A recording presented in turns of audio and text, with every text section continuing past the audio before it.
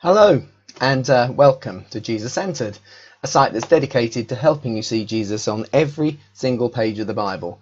In that sense, it's a bit like Where's Wally, but with perhaps more eternal significance. I'm Kristen Forster. Here you can see me on this luxury mouse mat.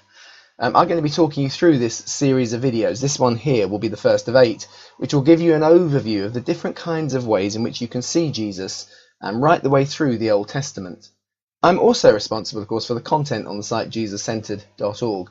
So if you've not visited us before, please note that our web address uses the UK spelling for the word centered, and we're a .org rather than the .com. Now, it was way back when I was much younger that I first read A.M. Hodgkin's book, Christ in All the Scriptures. And that inspired me to do my own research. I had to do a presentation for a training year I was on, so I decided I'd make this my subject. But when the presentation and the training year were over, I just kept on searching for Jesus in every single one of the books of the Bible, checking cross-references, collecting insights. Some books were easier to find Jesus in than others. Obadiah was a bit of a tricky one, but believe me, Jesus even makes it into Obadiah, short as it is. So while I started that, I first used to do it with a colour coding system. So prophecies would be one colour, typologies would be another, and so on. By using colours, I could highlight the different ways that I found Jesus in the Old Testament, and of course the ways in which the Old Testament story was leading me to him. But unfortunately, I didn't always have coloured pens with me when I found something. So in time, as I consolidated the different colours, I also developed a set of easy-to-draw icons, so that any time I did spot something that improved or reshaped my understanding of Jesus, I could note it down. And I've been doing that for about 30 years now.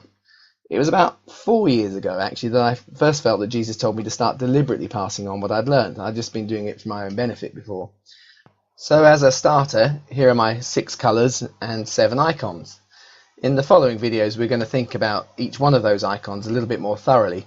But before I do that, I just want to share some thoughts on the whats and whys of taking time to see Jesus on every page of the Bible. See, when I say you see him on every page, I really do mean on every page. Let's just get a bit of a feel for some statistics before we go further. So this is my study Bible. It covers the entire Old Testament in just 1,200 or so pages. But the Old Testament also has over 2,000 occurrences of the name Jesus. Of course, it's the Hebrew word Yeshua, which we don't see because it's often translated as salvation or deliverance. But Jesus would have read his own name there in the promised plans of God over 2,000 times. And on nearly 3,000 occasions, we find God being referred to using a plural name or a plural noun, either Elohim or Adonai, which technically mean gods or masters, but they're used as if they're singular. They imply a trinity, which of course in turn implies Jesus. So that's 3,000 plural names of God, 2,000 occurrences of the name of Jesus, that's 5,000 in total, but that's peanuts compared to what we're going to look at next. You see, the most common word in the Hebrew Bible is a little word that appears over 9,000 times and yet doesn't appear in our English translations because it plays a grammatical role, so we just don't translate it. That little word is the word et or at. It's made up of the first and the last letters of the Hebrew alphabet. In that sense, it's the Hebrew equivalent of the idea of the Alpha and the Omega, a title that Jesus takes on and gives himself in the book of Revelation. But actually, to the Hebrew mind, that little word itself said a lot more, because, as we're going to see in the next video in this series, the letters that made up the word at not only meant first and last, but they also spoke about a big sacrifice. John understood this, which is why I think he starts his gospel with the words, in the beginning, which is like it starts in the beginning of the book of Genesis, in the beginning was the Word, because in the first sentence in the book of Genesis, we find this little word, at, in the middle of it. And as he looked at it, seeing this word that breathed right the way through from Genesis through to Malachi, the most common word over 9,000 times, he saw that that little word carried the idea of the sacrifice that Jesus was going to come and live in real life. It carried in symbol, as the written word, what Jesus was going to come and live as the living word. The first, the last, and the biggest sacrifice. So that's another 9,000 times. So where have we got to so far? 14,000 different things, and we've hardly scratched the surface. Included in the Old Testament, we find over 300 messianic prophecies. We're going to find hundreds of models that speak to us of Jesus. There are people who do things in ways that Jesus did. There are objects which somehow speak of this. Jesus says, I'm the bread come down from heaven, which is they're taking a model from the Old Testament. We find hundreds and hundreds of those, and there are lots more. So over this series of videos, we're just going to look in a little bit more detail about the kind of 7 different revelatory threads that run through the entire Old Testament. So back to my list. When we look at prophecy, we're going to see there are at least 3 different styles of prophecy. And most people understand kind of predictive prophecy, and most people feel, even if they don't always understand with their heads, what ecstatic prophecy is about. But often they don't even see the significance of formative prophecy at all. Now, I'm not going to explain to you right now what the difference is between them, but we'll get there when we look at them.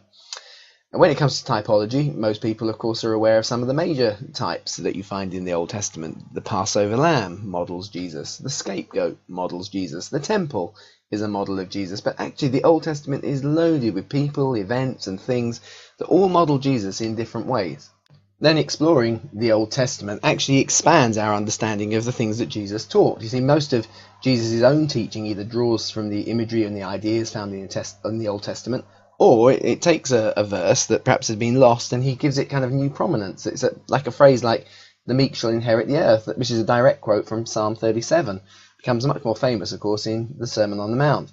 So sometimes when we find the source of an idea in the Old Testament, we actually discover that Jesus has either radically reinterpreted it, or we find that he was perhaps teaching something other than what we thought when we've only come to it using the experience of the modern world.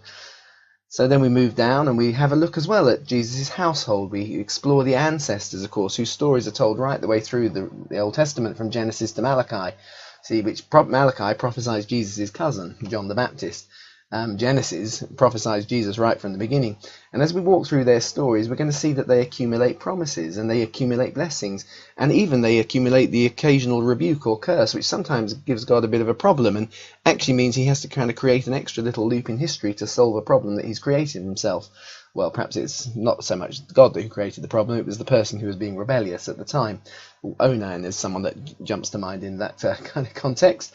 Some of you will also be aware, of course, that actually if you take Jesus' ancestors, their names and stories actually start to create a prophecy that beautifully predicts the shape of the life that Jesus actually is going to come and live. And fifthly, we're going to look at things in the Old Testament that demonstrates God's plurality. We've already thought about his name or the divinity of the coming Messiah. And then sixth, we're going to take a look at how God appears visibly in the Old Testament, because, see, the New Testament tells us that no one's seen the Father, but it's the Son who has made God known. So, therefore, we understand that when we encounter one of these appearances of God, it's a Christophany, an appearance of the pre-incarnate Son of God, of the Jesus, of the Christ. And when we look at those carefully, we actually sometimes find there are characteristics that reflect and remind us very much of the Jesus we see in the Gospels. Finally, there at the bottom, I added a 7th icon. It's a magnifying glass. It indicates that there are times when you have to look a little bit below the surface meaning of a text.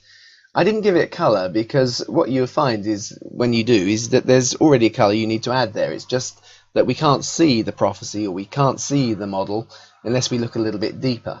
So you might find a hidden prophecy or a model of Jesus, or there might be an alternative translation to a verse that makes it more messianic than at first it seems. And it's this cryptic stream of revelation that we're going to explore first in the very next video in this introduction series. We're going to call it Jesus Hidden in the Hebrew. But before we do, I just want to quickly address the questions of why bother? After all, there's always going to be someone who knows more stuff than you do. After all, I've just told you that I've been doing this for 30 years and it still feels like I'm paddling around in the shallows of revelation. You don't need all of this stuff to be a Christian. Filling your head with fun facts and figures kind of puffs you up. It's not what our faith is about. Of course, that is true. Our faith is so much more than just information. Yet at the same time, it's also simpler than theology. Life in Christ is simple enough that when Paul had to leave Thessalonica, having just been there for about 3 weeks, he was able to write to the church he left behind, fully confident that between them, this little group of new believers knew enough that they could go on growing in Jesus as long as they needed to. Paul had given them enough to go on feeding themselves for the life journey ahead of them. And that's, of course, the key. There is a process through which our faith in Jesus becomes about life more than it does about doctrine. If we get it right, it keeps on sustaining us and keeping us fresh in every season of life. It's the process of Word and Spirit working together. Jesus taught that process. The Old Testament saw it, the Word and the Spirit, as both being active in creation. Just go and have a look at Psalm 33. And that's what Paul taught the churches that he planted too. So in 2 Corinthians, he writes, And we all, with unveiled faces, seeing the glory of the Lord, who's Jesus, are being transformed into that same image from one degree of glory to another by the Spirit of the Lord. See, notice the Lord, who's Jesus, the Word made flesh, so this is the Word, and the Spirit here are active in transforming and changing us. And this whole process really starts with seeing Jesus and his glory. So as you go on working through these videos and the material that you'll find on the JesusCentered.org website, come at them and look for revelation of Jesus and his glory in them, because that then becomes seed that changes you rather than just a fact that you can kind of proudly pull out in a conversation. See, our future is here to explore and feel into the ascended Christ, who's just so vast. He sums up everything, he's in all, and everything's in him. He's far too big to get to know at that level. We get to know him through the incarnate Jesus. God contracted to a span, as the hymn so beautifully puts it. Jesus' life is kind of photographed by the Gospels, but then both the Old and the New Testaments expound them and unravel him and unwrap him so that we can get to know the unknowable God. When we find Jesus in an obscure passage in the Old Testament, well, the theologians call that Christocentric. And when one of those strange stories in the Old Testament leads us into a place of revelation of who Jesus is, well, the theologians call that Christotelic. Really what they mean is he is both the centre and he's the circumference of who we are. He is the fringe and the focus of our faith. So I hope you've enjoyed this introduction overview. We're going to dig a little deeper in the next video, which, as I said, is going to be called Jesus Hidden in the Hebrew. But until then, it's goodbye and loving Jesus. And just to remind you, I'm Kristen Forster, and this is Jesus Centered. Thank you.